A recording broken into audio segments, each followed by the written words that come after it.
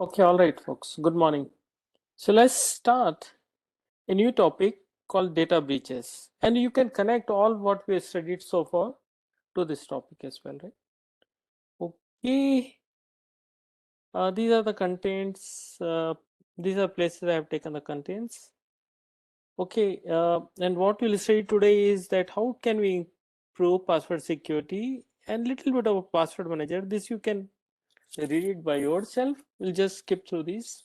And the remaining topics like hi, have I been pawned, or is your details, uh, is your data, I mean, like email address, phone number, etc., available in any data breach.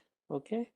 uh, then what is a data breach? Are we at risk? Then we'll little bit about zero trust principle and how data breaches are impacting the organization. This kind of next three topics will cover that, and individually as well. Okay. Now, first thing is that we always use passwords, and because the simplest form of authentication. Okay. And then question is that how do we improve password security? Okay. We know that we all are lazy.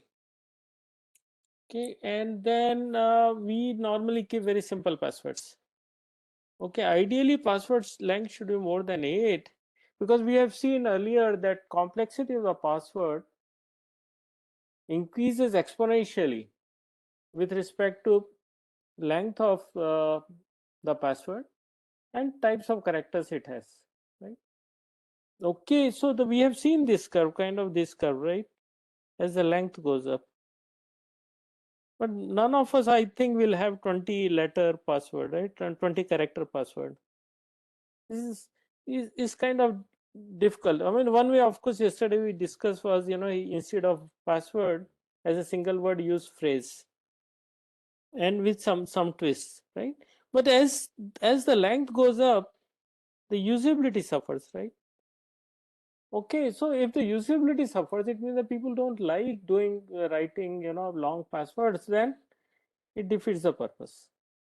Okay, so this is one problem that we face. Second is, of course, phishing and social engineering. Okay, so you may get a phone call asking you to reveal your user ID and password, and you will trust the person, right? Okay, this is called social engineering, and phishing is one kind of attack. Users don't authenticate who is asking for the password or other details. Okay, it's very common, very common.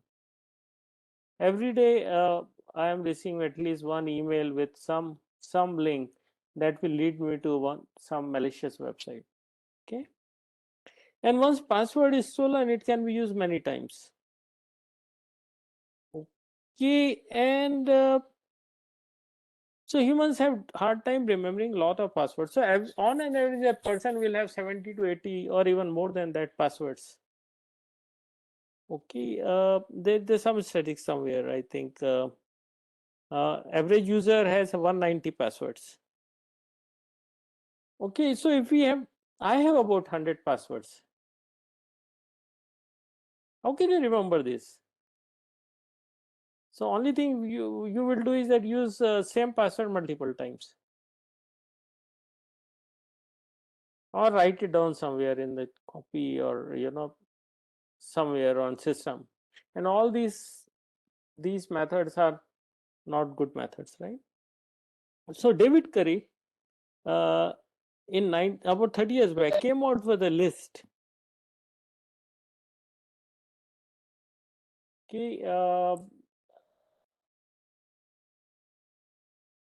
Okay, came out with a list of what is to be done to improve the security. Please go through it. It's still valid. Okay. And one of the advice given there is that don't use same password at multiple sites. Okay. Okay, so once you have 190 password, then you are going to reuse it. So the statistics says that average user uses same password at least at 6 sites. So the problem is that if one website is hacked or there's a data breach, criminals will try same password, same use your password, because username usually remains the same, either mobile number or your email address. Then we'll use the same password in multiple places. Okay. And recently, some of you would have, enjoyed Valentine's Day. Okay, but never ever share password. In relationship, whatever relationship phase you are in, never share the password with your intimate partner. Okay, there is a whole study on intimate partner, kind of cyber crimes related to intimate partners. Okay, so basic philosophy is that whoever the person is, you can trust in number of ways, but there's no need to share your credentials. Okay, all right. And one way to secure password is a password manager. Okay, uh, many of us use password manager. Okay, and there are a lot of password managers are available. So instead of remembering 100 200 passwords and creating simple password and using it multiple places, same password in multiple places, you can avoid all this by having a password manager, which is a software which will create password for you. Okay, so for example, it will create these of course these are simple ones, but it will create password for different websites and keep it in a file, okay, or vault, and this will be encrypted. And who has control over this encryption? You, your pass, and you will have to then give some key or master password. Okay, now using this master password as a key, these are all details are encrypted, and when you access a website, same key is used to decrypt, and of course you'll have to set this once. Okay, so that even if this file is leaked, then nobody will come to know, because all these are encrypted passwords. Okay, so then system, when a website is accessed, the corresponding password is taken, decryption is applied and used in the website for access mechanism. Okay, any question? Okay, start using it. In case you don't use it, it's better than writing on a notebook all your passwords. So passwords now don't look simple, right? I mean, it's not as simple as this. Of course, example gives this, but it has to be something like here. Okay, which is extremely difficult to generate by software crack or cracking softwares, password cracking softwares. All right. So start using, think of using password manager. It may help you. Now, what is the issue with password manager? Anybody?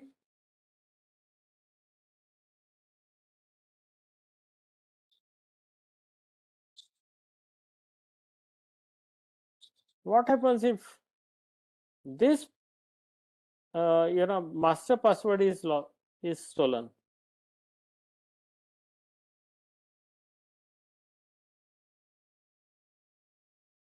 Or if you forget master password, of course there are ways to regenerate it.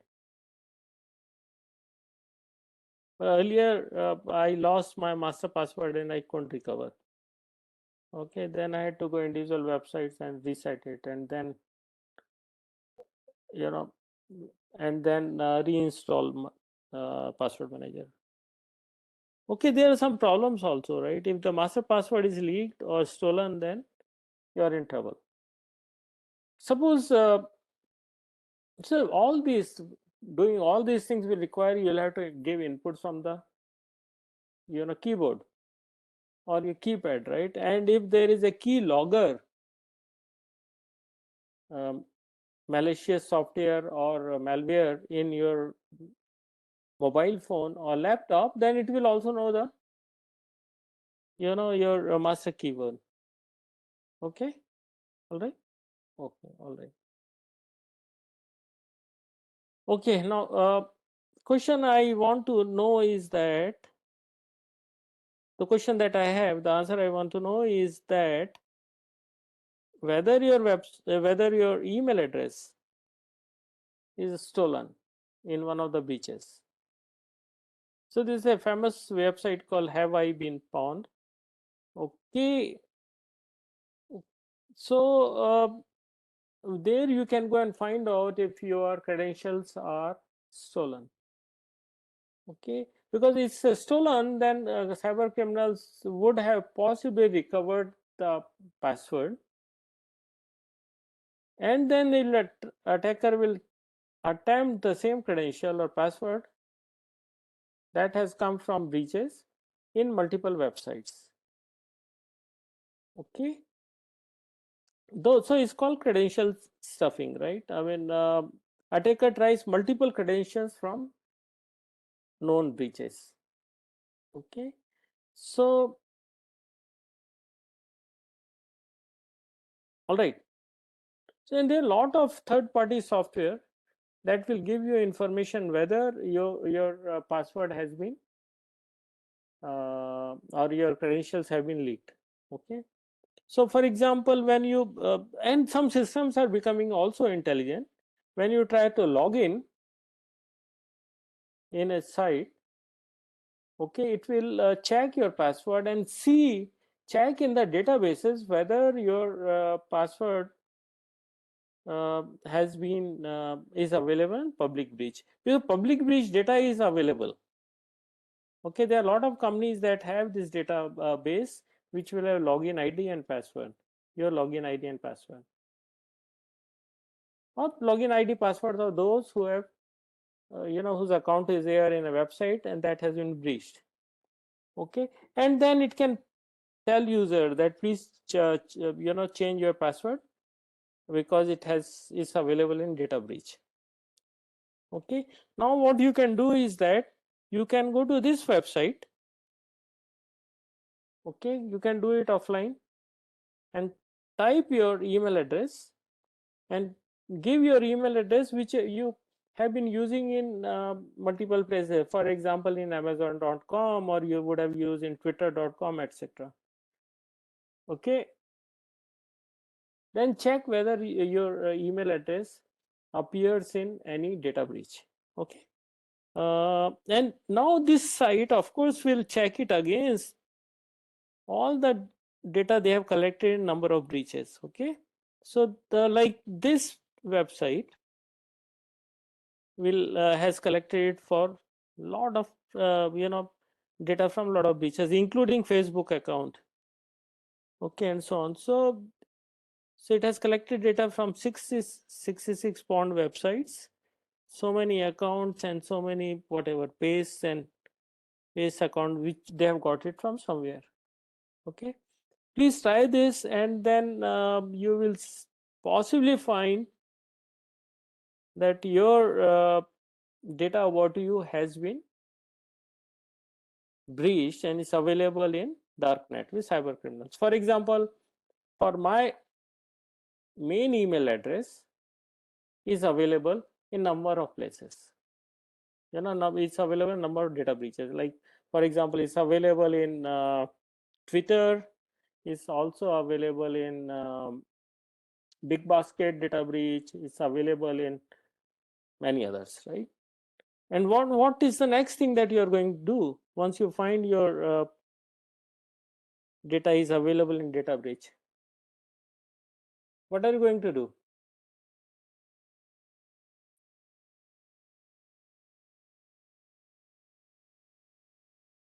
Is the password for that particular website. Yeah, change the password. First thing is that change the password for that particular website. If possible, change the user ID also. Okay, many times user ID you can change. Banks allow you to change the user ID. Okay, so user ID can be changed. Account number, of course, that won't change, but user ID can always be changed. Try first, if you cannot change user ID, then change the password. That's the first thing, and set that long password. Okay, so now many websites have to follow certain rules when they give you when you set the password, right? When you create an account, okay, you'll have to either they will give you user ID like account number or whatever, or you set your own user ID, and then you decide on the password. Okay, operator can never decide on your password. You have to decide. Now all system can do is the check what is your password and see whether it follows a practice or not. Okay, so many websites don't do this exercise. Now this is of course responsibility of user, but not all users are as much cyber they know so much about cyber security, and as many of us know, right? Okay, so this website can have certain rules, whether it has to be 8 characters long or more than 8 characters long, and so on. It something called strength of a password, right? So there will be strength meters to check what is the strength. In fact, you can see when you set a password, it will tell you is a weak password or whatever, right? So always try to increase the strength of the password and so on, right? So please go through this and this particular link, and then you'll find why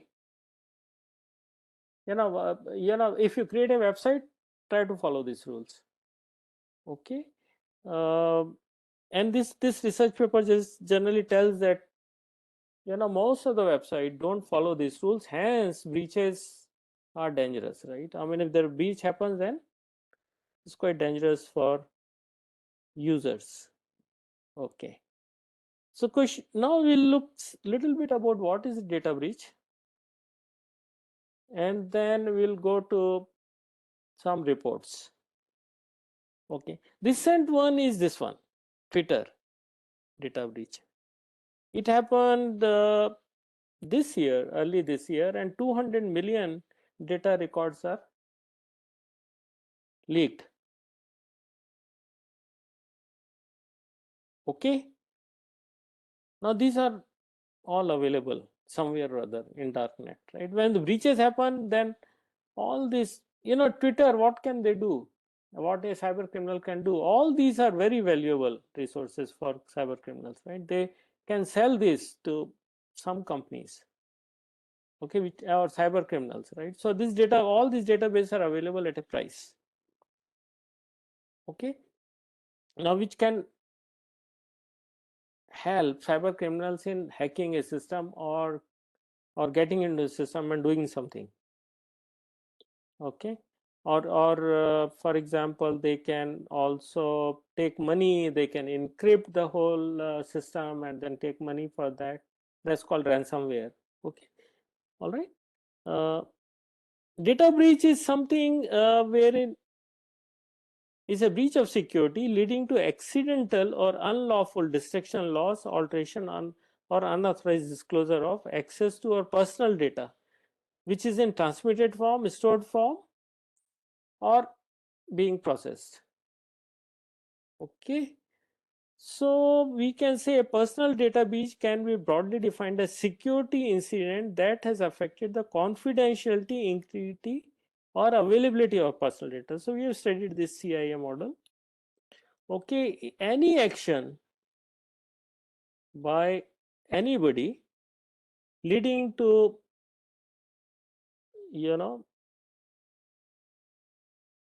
which is impacting CIA is a data breach.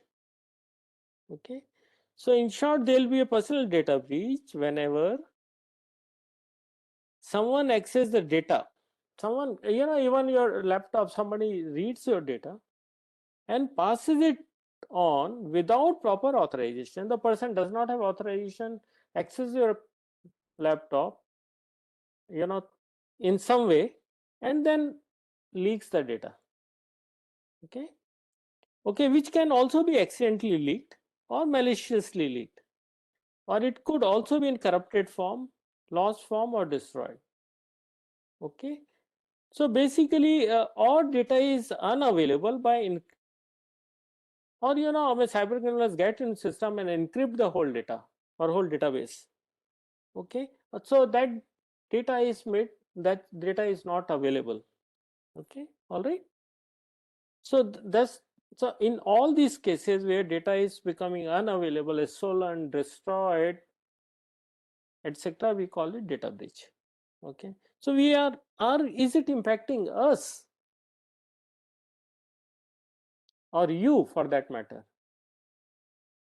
There's a cost of a breach, right? I mean, a company has any company, for example, let's take example of a uh, company that makes say for example bakery item for you. I mean, for example, take example of ITC, and you buy Ashirwad atta and so on and so forth, right? And let's assume that if the whole system is breached, data breach happens. So what will be the next thing? What the cyber criminals will do? If they have ransomware, they will take the ransom. Okay, and ransom will go into millions. Okay, so you know, if as a user, if you have registered into the website, your data is also leaked. So that can go to cyber criminals. Of course, cyber criminals can use that in a number of ways. Other thing is that company is losing millions of dollars, and company is an entity that always wants profit. Who will pay the cost for that data breach? It's you. So they will increase the prices of biscuits and atta and whatever. Okay.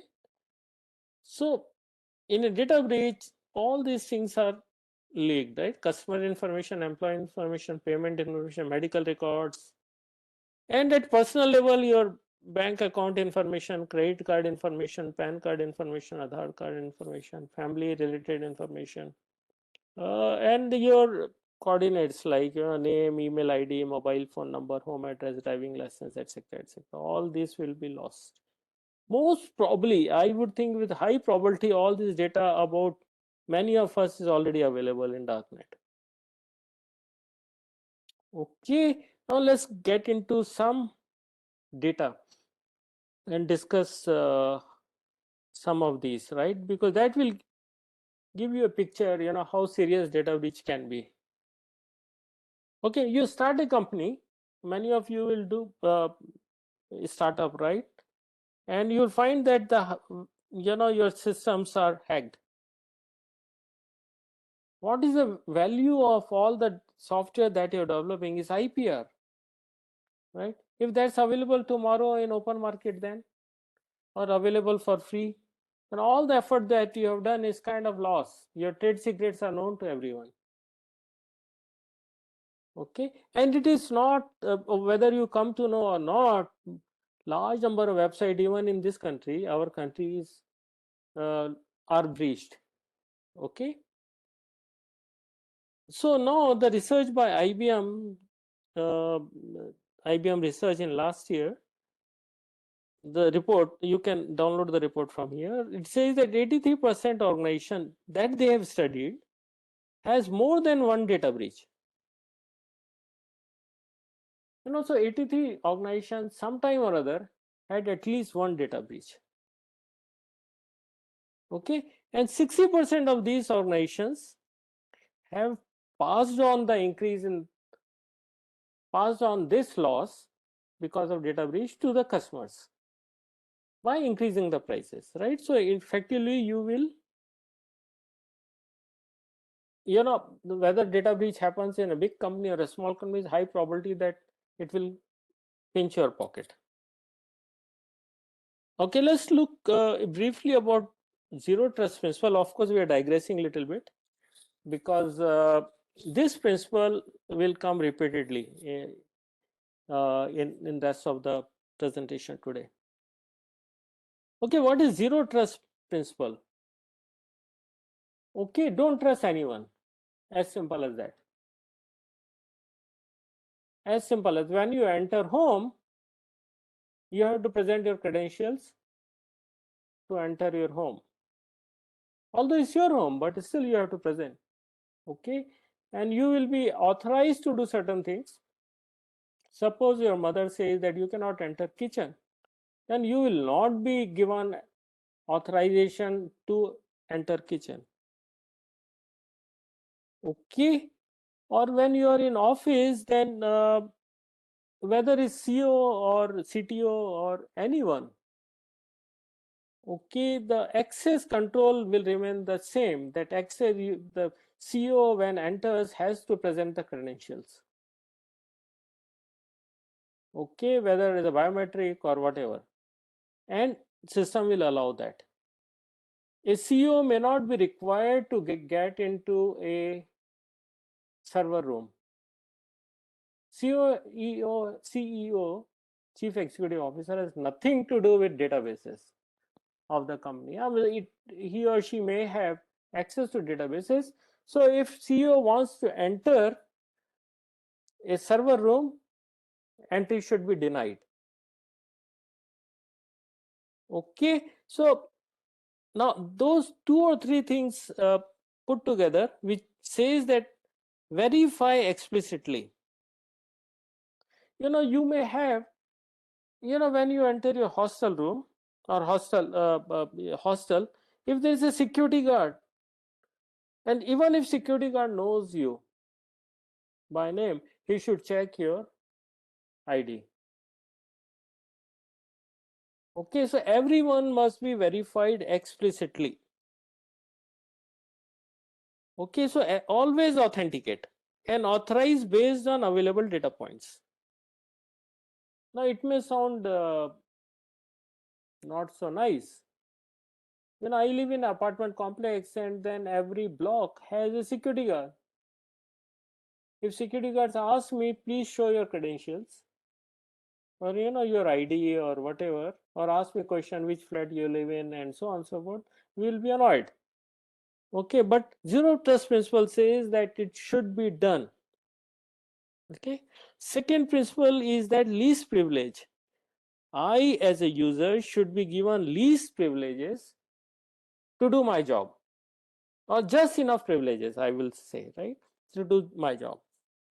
Okay, for example, if I am going to office and I am a manager, okay, or I am a developer, then I should be allowed to access only part of the code, part of the system, part of the database. Physically my entry will be restricted to only a certain place in the organization. Okay, that's called least privileges, just enough for me to do the task. It's not like that a security guard, also an employee of the company, will have access to say for example cash room, or where money is kept, or where inventory is, okay, or to the database. All right. And third thing is that it should always be prepared for breach, or assume that there is a breach happened, and then what is to be done. Okay, so basically the method for doing that is that restrict the information flow between different parts of the organization and so on, right? Okay, whatever one will do when there is a data breach, visualize that and then implement that. Okay, so zero trust principle says, of course, the architecture based on that is called zero trust architecture, which says the zero trust architecture secures organization by eliminating implicit trust. So, when you enter home, then you don't have to present your, biometric.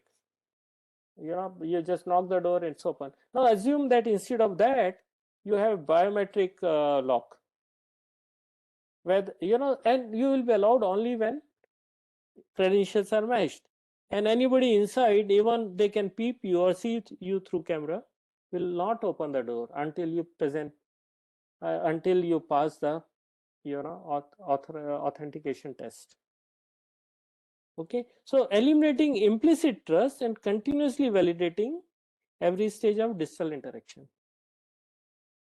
Okay, now research by IBM says that 79% of critical infrastructure organizations don't employ zero trust architecture. Okay, so now it is becoming very important, because because of remote working.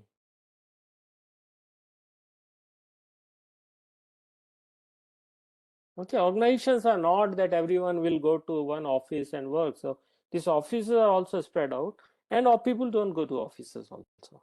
I mean, they can work from home or somewhere. Okay, so breaches are in general very dangerous for organizations. Now let's look at, when we say it's a dangerous, in what way, how much it costs. Okay, so IBM gives some data points.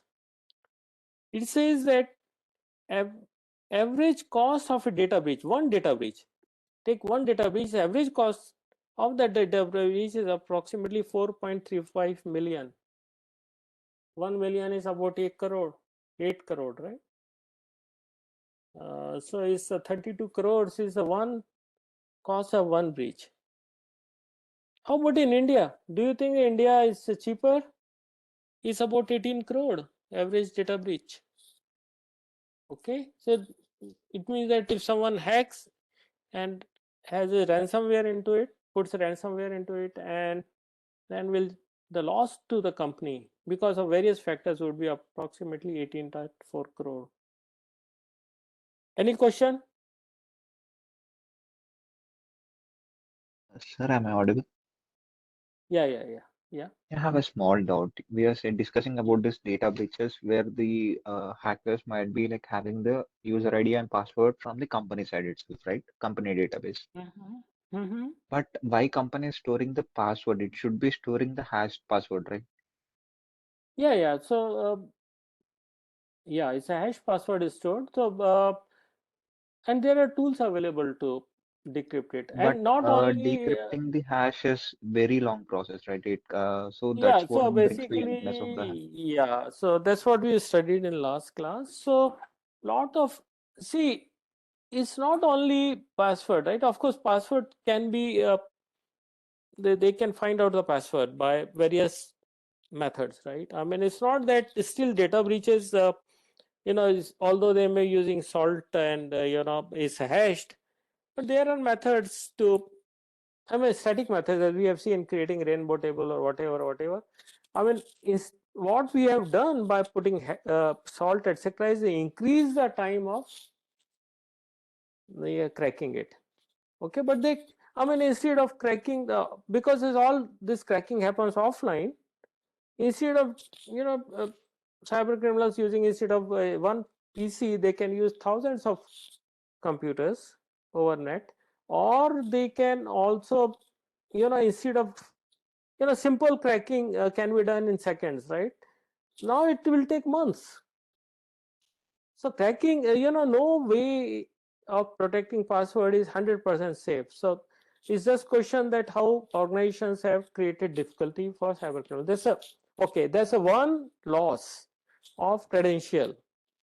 What other losses are there? Your name is in plain text, your address is mostly in plain text, then all other informations are in plain text, which anyway, or your mobile number is in plain text, which can be stolen. That's credentials about you. How about, a company has checked in software in a system, and then whole system which has code, or is encrypted by cyber criminals, right? Okay, and that's called ransomware, right?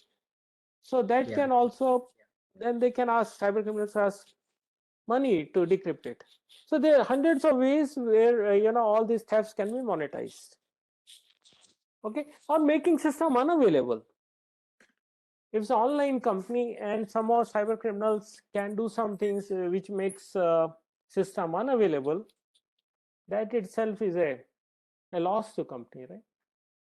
Okay, so a number of ways. Yeah, One more thing I just want to get the yeah, clarity on. In movies, we yeah. saw that like IP spoofing is being done. Like the hacker is pretending that his IP is the main IP of the user. Like Mm-hmm. let us assume I am the user and my laptop has a particular IP. Someone, Mm-hmm. let us assume a hacker from let's say USA has can spoof my Mm-hmm. IP from like. it so that the Mhm. server can see that it is actually me and it's my IP address from where the thing is going. Like, is it Mhm. possible in the real case, or is it just the story in the movies? The IP spoofing So and all. it's like this, that it's very similar to, Because you if send you send a letter. It's same as postal system, right? Instead of writing your address, name and address, sender's name, you change it to your enemy's you know name and address and send it to Prime Minister. Okay, Prime Minister will always receive it, right? Whatever you send, and will then suspect that it has come from your enemy or your, whom. So same happens in IP address. Nobody checks. okay, Okay, from where these checks are very difficult to do, right? Of course, there are a lot of software available which will look at the behavioral pattern, etc., etc. If they can check, a IP address belongs to India and is coming from, say, for North Korea. Okay, and that intelligence they have, that it has passed through some routers and they can track it, and in real time, if that information is there, they can reject. okay, Okay, but- some of these rules, are used in firewalls. okay, If okay. the IP address belongs to a criminal organization, Yeah, okay, then they can always block it, right? So there we will, when we study IP, we'll look at some of these issues. okay. So Okay, like, but if in it's that, general, internet is not designed for security. We discussed that is like a pipe. Whatever yeah, you send at one end, it comes at the other end. Nobody checks it, and mm, nobody checks what you are sending. Okay, until yes, it's responsibility of sender and receiver to do all security checks. All right. Okay. Any okay, other sir. Okay. question? No, sir, that's it. Okay. All right. Thank you. Thank you, sir. Okay. Now look at average cost of data breach by industry, right? So these are all in millions US dollars. Okay, healthcare industry pays maximum about $10 million per data breach. Okay, and then financial industry and pharmaceutical industry, technology industry, and all. You can still, if you read the report, then you'll get some hints on why healthcare records are so precious. Anyone can answer this?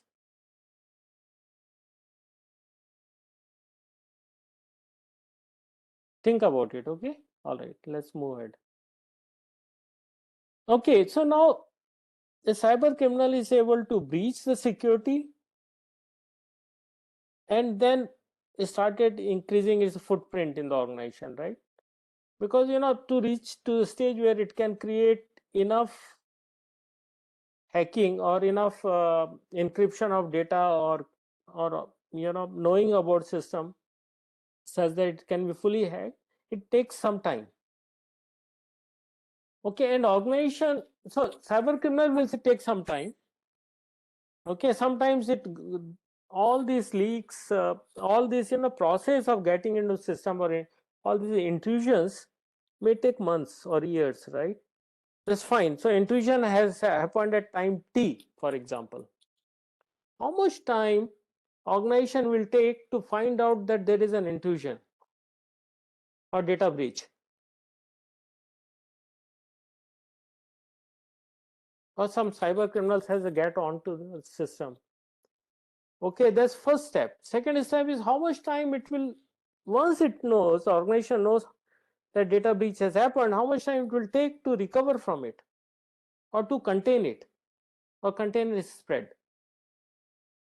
Now, is it going to be minutes? First thing, whether how much time they will take to identify a breach, will it be minutes, hours, days, or months? Similarly, once it's known, how much time they will take to contain it? Minutes, hours, days, or minutes, or months? Any answer?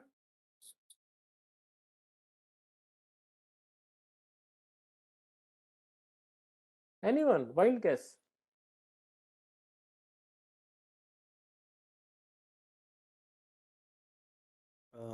Maybe it might take minutes to understand that data is breached. and Okay. some days to recover.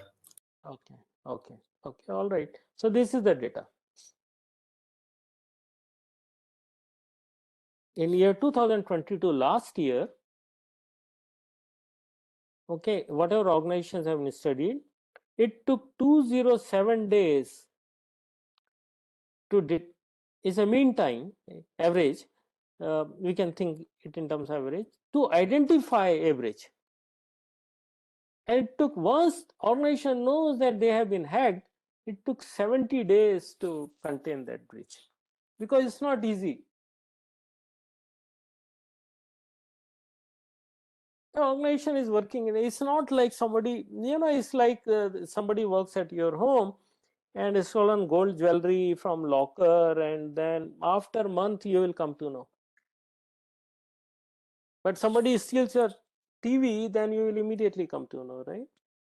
So similarly, cyber criminals start entering in system, and then get into, they spread their footprint in the system or in the organization, and then finally do the act. And most of the time organizations are not so smart enough to find out the data breach. So a smart thing for an organization would be that reduce this time to just a month, less than a month or few weeks, or instantaneously if possible, and then do immediate corrective actions such that organization's work can continue. There's no disruption in the organization's work. Okay, and not only disruption but also reputation. Okay. All right, so let's look at this report by Verizon.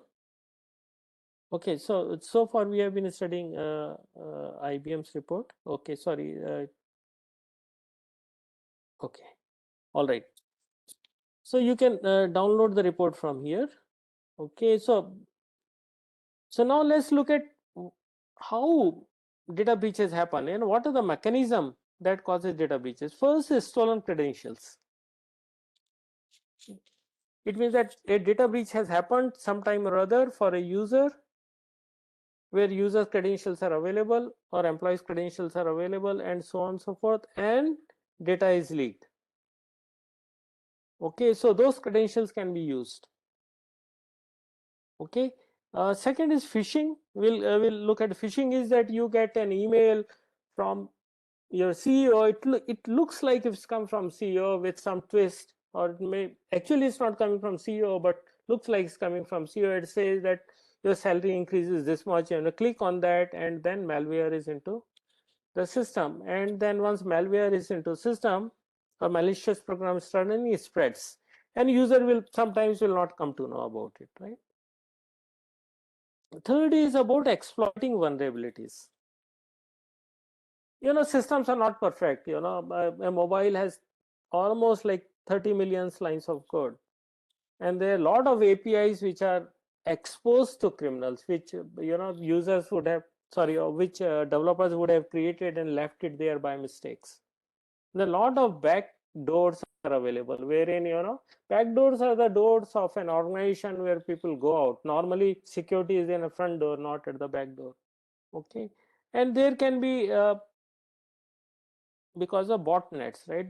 Bots are actually attacking a system or doing denial of service, DDoS or DOS we call it. We'll study that later, right? And we'll see that about 50% breaches happen due to credential loss, like your login ID and so on, password and so on. About this should be about close to 20% happen because of phishing, then exploiting vulnerabilities, and some by botnet. Now the question is, what is phishing? We'll have half a lecture, 30 minutes of discussion on that later. But in general, cyber criminals attempt to steal personal financial information or infect computers or devices with malware and viruses.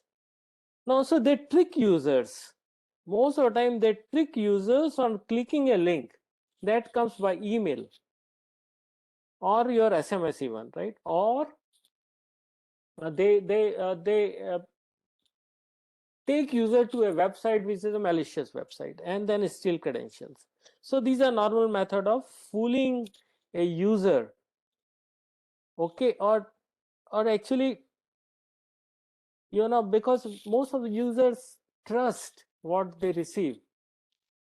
Okay, now here the criminals take advantage that users inherent basic trust on other human being, and then take advantage of that. Like your grandpa gets a phone call from a bank that, you know, there's some problem, please, SMS will come with 4 numbers, and then please tell us, then we'll correct it, we'll come home and deliver you something. All these things keep happening, right? Okay, let's look at briefly another few minutes about some other data. Now, something that's going up and up as an incident is ransomware. You know, we can see earlier it were very few. Now most of the cyber criminals or cyber criminal organizations have a full project plan or execution plan to breach one organization or any organization, right? Because there is a money here, and we have seen that, you know, money could be in millions.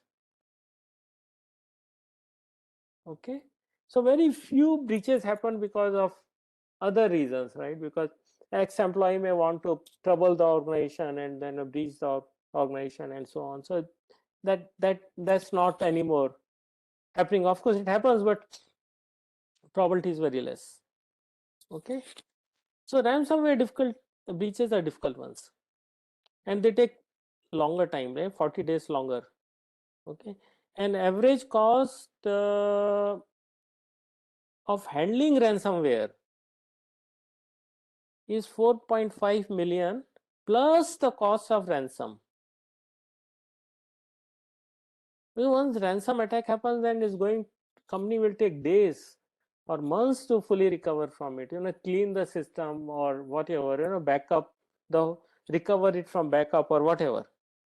So 4 plus 5 million plus maybe another, say, 30-40 million the cyber criminals can ask for. Okay, breaches can happen because of misconfiguration of system or databases, because, you know, security parameters are not set properly, or this certain parts of database are visible to everyone and so on, right? So, and as this misconfiguration, of course there are tools available now, so we can see that as time is progressing, this curve is coming closer to 0%. Right now 10% breaches happen because of misconfiguration. Okay, now who is causing data breaches? Most difficult one is the people who are internal people. Of course external people have interest doing it. Okay, who are the actors? External cyber criminals are generally external, but there can be internal also, and this is a significant number. 15 to 20% incidents happen because of employees of the company or internals or contractors or ex-employee, it could be. Now this collaborates with the point that we should have zero trust. You don't know which employees can create a logic bomb. Logic bomb is a bomb which will explode on a particular date and destroy the whole system, right? So a disgruntled employee can create a system which will wipe out the whole code base. Okay, 80% breaches happen due to financial gains. Of course, money is very important to cyber criminals and others as well. Okay, action categories are hacking, malware, okay, error, it could be, you know, database error or something like social, like deception mechanism, manipulation, intimidation, or, you know, phishing, etc. Or it could be misuse of the resources of the organization by somebody who is internal. Okay, it could be physical also. I mean, somebody with gunpoint can enter your server room and destroy everything. It could be environmental, like, you know, for example, natural disaster, earthquake, etc. Okay, action in breaches, hacking is number one, malware is number two, So because of hacking, breaches happen, right? So, and this percentage is around 50%. And then malware, by inserting malware in a company's or system is this percentage about 30%, then social, then error, and so on, right? And now we have discussed about hacking, but hacking what? Or malware where? There are a number of ways to put malware. It could be website, it could be system, it could be server, and so on and so forth, right? So we say that where malware or or breaches happen, generally mostly it is web application, which is almost like what 60% something, then mail, then desktop or laptop, and so on, right, on database and so on. So maximum attacks are happening in the website nowadays. Okay, now this gives a, over time these patterns have been changing. Okay, like social engineering, like phishing mechanism, etc., is going up and down, right? But it's still significant. We can see that about 20% plus breaches happen due to social engineering. Similarly, system intrusion or getting into system by various mechanism is going up. Okay, and so on, right? This is what privilege misuse is this one, and all right. Okay, all right. This is exactly something that we studied: incident classification, web attacks, system intrusion, denial of service, lost or stolen assets. Sometimes stolen laptops cost 100 times more than the new laptop. Okay, if CEO's laptop is stolen, okay, its cost will not be just say $1,000. Okay, its cost is going to be close to $1 million. Okay, all right. Privilege misuse, social engineering, all these things that we have seen here, you'll find here. So question is that how to minimize data breaches, zero trust architecture, protect sensitive data in cloud environment using policy encryption, use tools. More and more tools we use to protect and monitor endpoints, better we are in. Invest in security, orchestration, automation, response. Okay, and be ready if in case something happens, incident happens, with your process and policies, right? What should be done? Like if there is a fire happens in a building, then everyone is prepared nowadays, right? Because there is a drill and so on. So similarly, when incident happens, their response playbook has to be there. And then we should always patch and update software frequently, use high-grade encryption, upgrade devices, enforce security policies, and so on, right? And very important thing which is missing here is that always have a backup. In fact, I will suggest you guys to have backup of your hard disk every 15 days. All right, so that's all. Any question?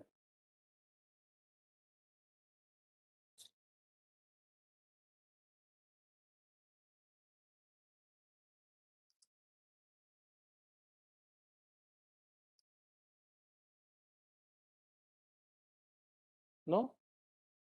All right, then thank you.